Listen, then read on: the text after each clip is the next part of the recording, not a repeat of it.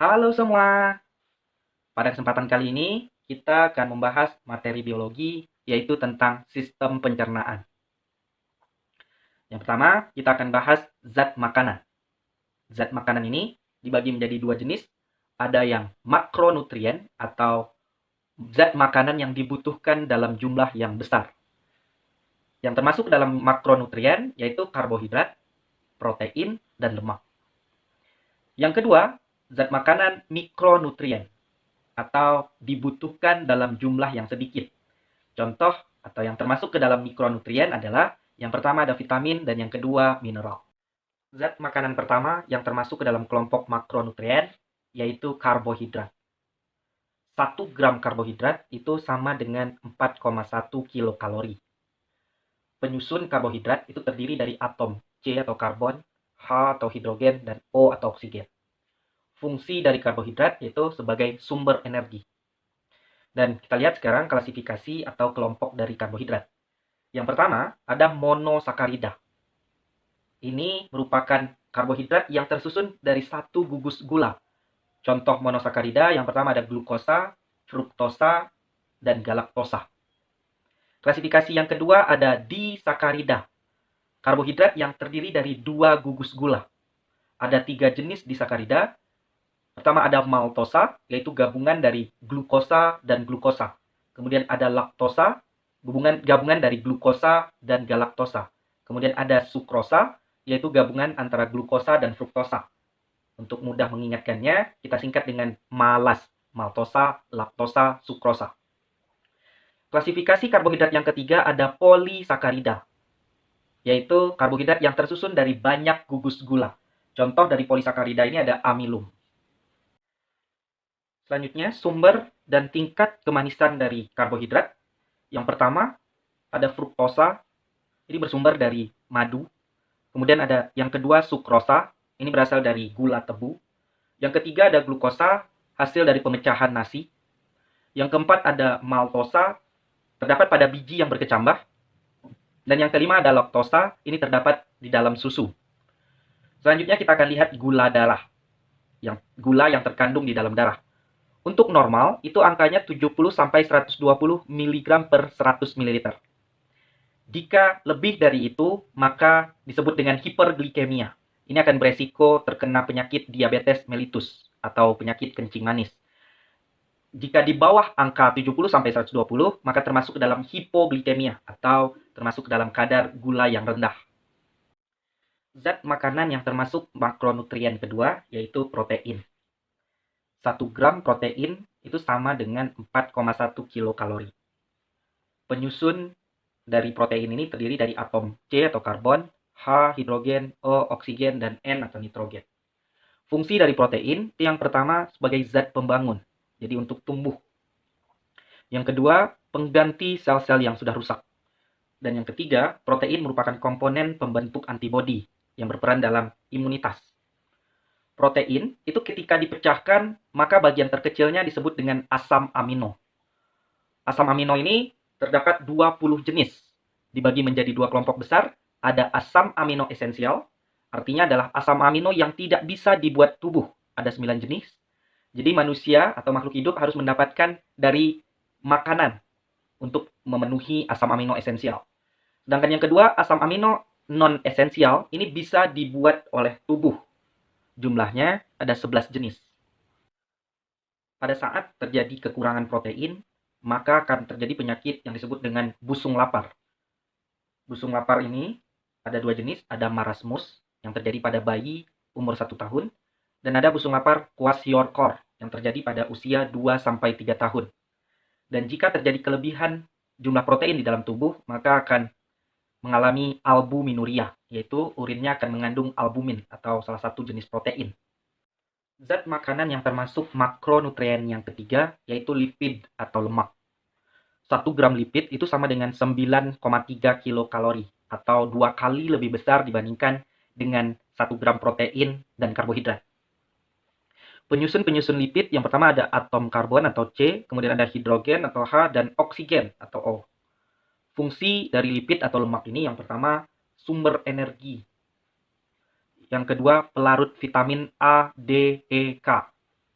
kemudian sebagai perlindungan terhadap organ-organ yang ada di dalam tubuh. Kemudian fungsi selanjutnya mengatur suhu tubuh. Jadi lemak bisa menghangatkan tubuh dengan jumlah yang banyak. Selain itu juga lemak berfungsi sebagai cadangan makanan. Lemak itu terdiri dari asam lemak dan gliserol. Klasifikasi lipid itu terdiri dari lipid atau lemak sederhana, misalnya trigliserida, yang terdiri dari 1 gliserol dan 3 asam lemak. Yang kedua, klasifikasi lipid ada lemak atau lipid campuran. Contohnya fosfolipid, campuran dari fosfat dan lipid. Kemudian ada lipoprotein, yaitu campuran antara lipid dan protein. Lipoprotein ini terdiri dari 2 jenis. Yang pertama ada LDL, atau dikenal dengan low density lipoprotein. Ini berfungsi untuk menyebarkan kolesterol ke jaringan. Kemudian ada HDL, high density lipoprotein. Ini berfungsi untuk membawa kembali kolesterol dari jaringan ke hati. Selanjutnya, klasifikasi lemak itu terdapat derivat lemak atau turunan dari lemak. Yang pertama ada kolesterol, selanjutnya ada sterol, ada gliserol, dan asam lemak. Asam lemak ini dibagi menjadi 2, ada asam lemak jenuh, contohnya berasal dari daging dan susu. Kemudian ada asam lemak tak jenuh, contohnya berasal dari biji tanaman. Urutan dalam pengambilan energi cadangan tubuh, itu yang pertama yang akan dioksidasi yaitu karbohidrat. Yang kedua, lemak, dan yang terakhir protein. Jika protein sudah diambil dari cadangan tubuh, maka tubuh sudah mengalami kelaparan berat. Sekarang kita bahas zat makanan yang termasuk dalam kelompok mikronutrien. Yang pertama ada vitamin. Fungsi vitamin yaitu sebagai pertumbuhan, untuk membantu pertumbuhan makhluk hidup. Yang kedua, protein ini adalah koenzim dalam metabolisme, yaitu bagian dari enzim. Vitamin itu terdiri dari 2 jenis. Yang pertama ada yang larut di air, contohnya vitamin B dan C. Selanjutnya ada vitamin yang larut di lemak, contohnya vitamin A, D, E, K. Zat makanan yang termasuk ke dalam mikronutrien yang kedua yaitu mineral. Fungsi dari mineral ini yang pertama pemeliharaan keseimbangan pH tubuh. Yang kedua komponen hormon dan enzim. Dan yang ketiga penyusun jaringan. Mineral ini dibagi menjadi 2 jenis. Yang pertama ada makromineral, yaitu mineral yang dibutuhkan dalam jumlah besar oleh tubuh. Misalnya ada ion Na, Cl, Ca, K, P, Mg, dan S. Yang kedua ada mikromineral, yaitu mineral yang dibutuhkan dalam jumlah sedikit. Misalnya ion Fe, Zn, I, Se, Mn, F, dan Cu. Sekarang kita bahas uji zat makanan.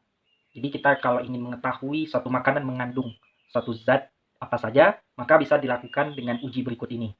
Untuk mempermudah mengingatnya, kita singkat, gue benci Sule karena lu protes bicara.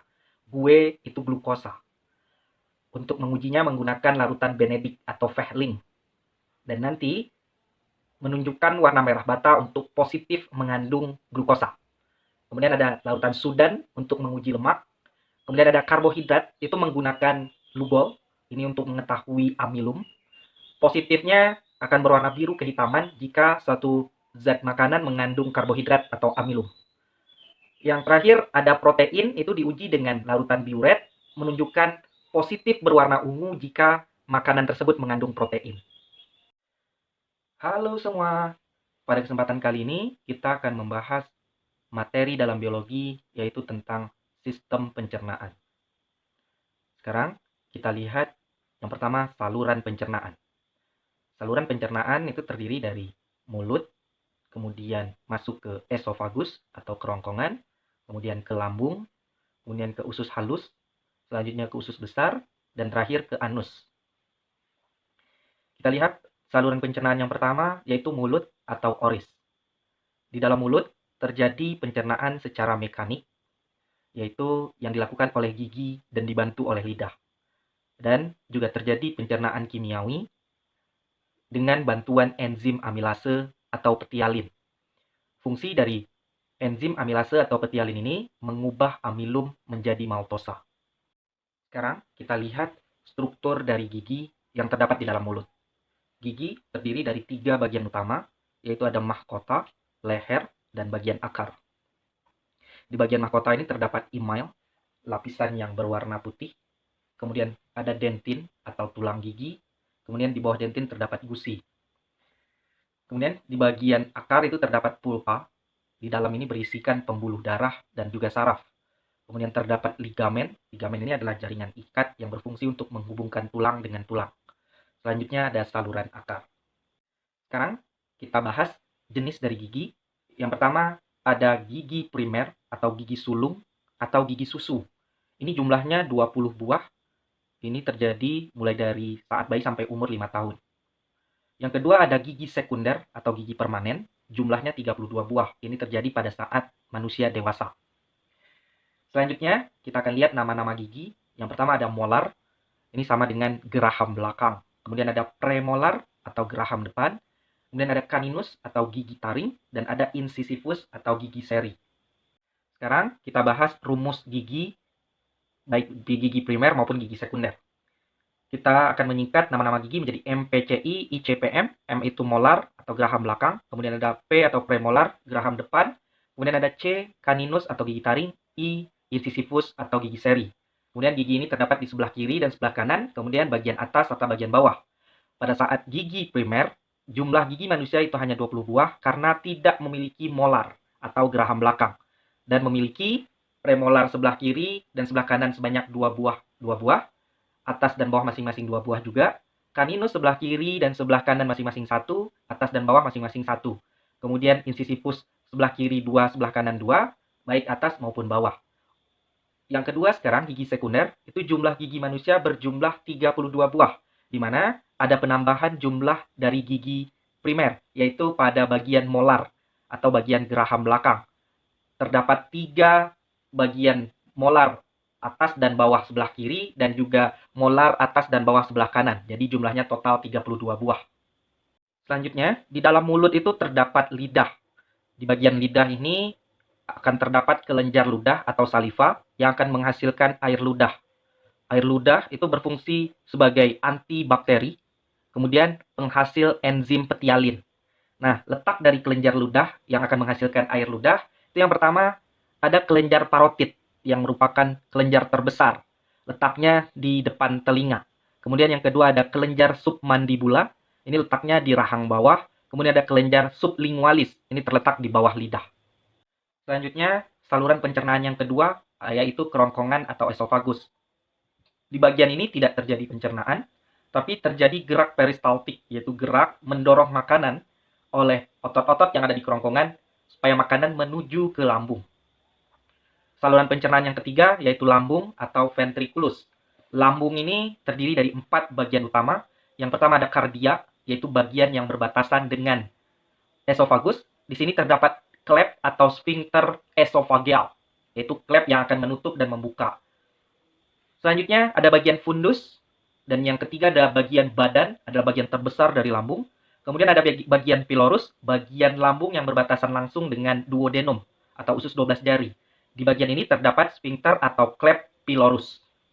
Sekarang kita lihat proses yang terjadi di dalam organ lambung atau ventriculus. Yang pertama, pencernaan di lambung itu terjadi dengan mekanik yang dilakukan oleh otot-otot lambung.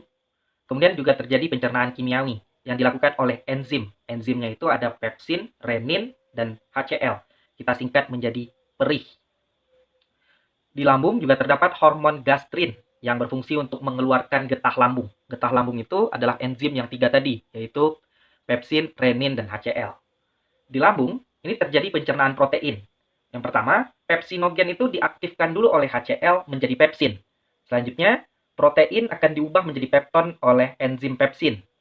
Dan terjadi juga pengubahan kaseinogen atau protein susu oleh renin menjadi kasein.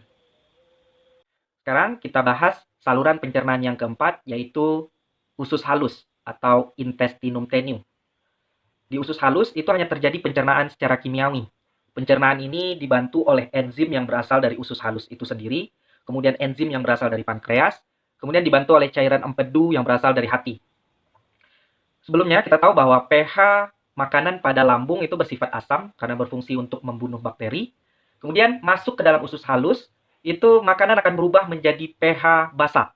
Ini dikarenakan oleh zat NaHCO3 yang dihasilkan oleh pankreas.